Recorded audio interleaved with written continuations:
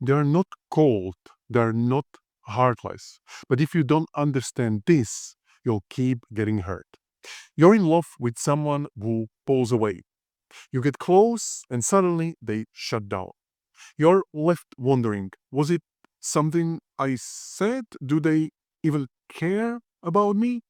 What if I told you they are not the enemy?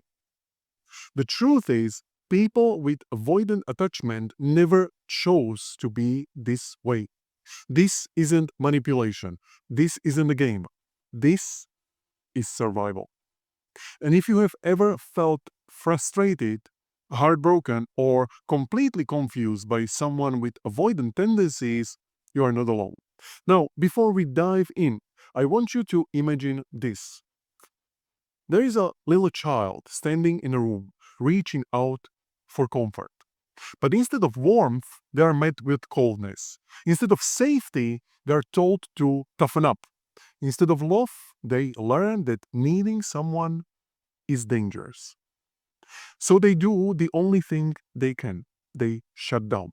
They build walls because relying on others feels like a risk they can't afford to take.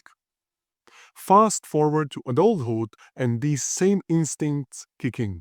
The closer someone gets, the more it triggers that old fear. If I open up, I might get hurt. If I depend on you, you might leave. And so they pull away. Not because they don't care, but because getting close feels just as dangerous now as it did back then. Now, here is where it gets really interesting. Most people assume avoidants don't want love, that they prefer to be alone, that they don't feel as deeply as others do. But that is not true. Avoidants crave connection just like anyone else. The difference is their nervous system is wired to see love as a threat. Think of it like a smoke alarm that's too sensitive. A securely attached person can experience closeness and feel safe. But for an avoidant, the moment things get too intimate, too vulnerable, their internal alarm starts blaring. Danger, danger, danger. You're losing control. You're too exposed. Be careful. That's when the pushing away starts. The silent treatment, the withdrawal, the sudden coldness. Not because they want to hurt you, but because their nervous system is screaming at them to protect themselves. So if you are in a relationship with someone who is avoidant, or you have been hurt by someone like this, what do you do? How do you navigate this without feeling abandoned or emotionally starved? Here are three key shifts that will change everything. Shift number one, stop taking it personally. When someone pulls away, it's easy and often natural to assume it's about us, right? But what if their distance had nothing to do with your worth and everything to do with their past? Their reaction isn't about you, it's about their wiring. That doesn't mean it doesn't hurt, but when you realize this isn't a rejection of you, it's an automatic response to closeness, it allows you to stop internalizing their distance as something you did wrong. You can take these three steps. Step number one, detach from the emotional trigger. When they pull away, notice your own response. Do you feel abandoned, rejected? Instead of reacting emotionally, remind yourself this is about their nervous system, not my worth. Step number two, avoid spiraling into self blame. Avoidance needs space not because you are unlovable, but because their survival instincts tell them to retreat. And step number three, redirect your focus inward. Instead of chasing reassurance from them, shift your attention to self soothing. What can you do right now to bring yourself back to a sense of calm and security? Shift number two, recognize their fear, not just their behavior. Now, it is easy to get caught up in what an avoidant does, right? Pulling away, shutting down, dismissing emotions.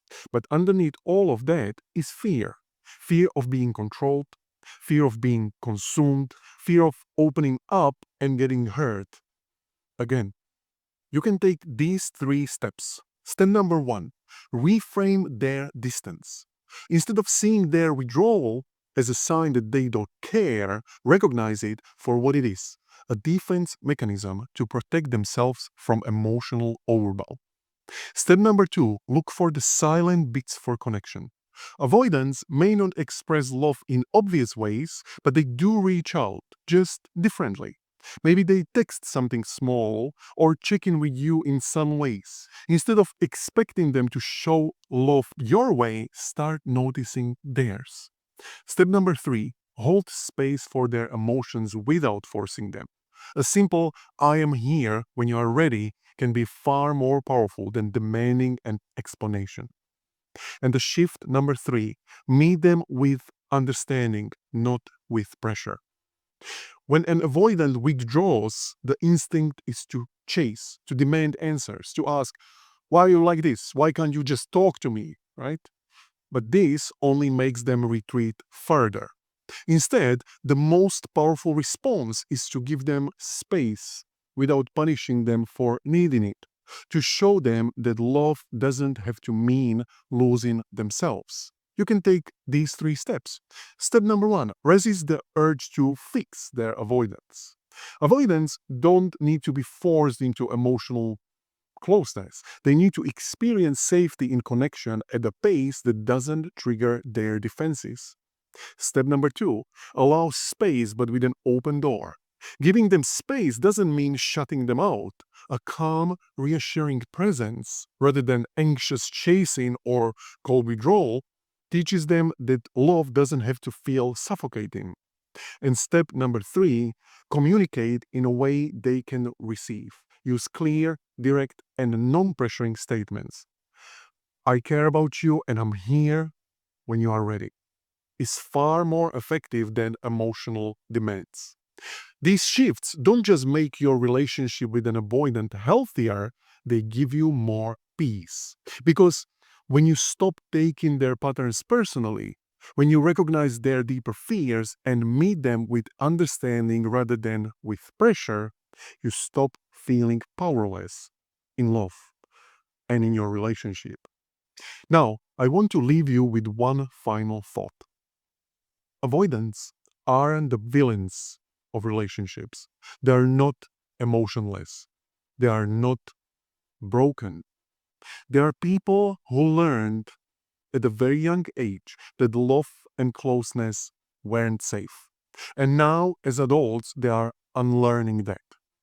So the next time you feel frustrated, abandoned, or confused by an avoidant person, ask yourself, what would it feel like to meet them with compassion instead of resentment?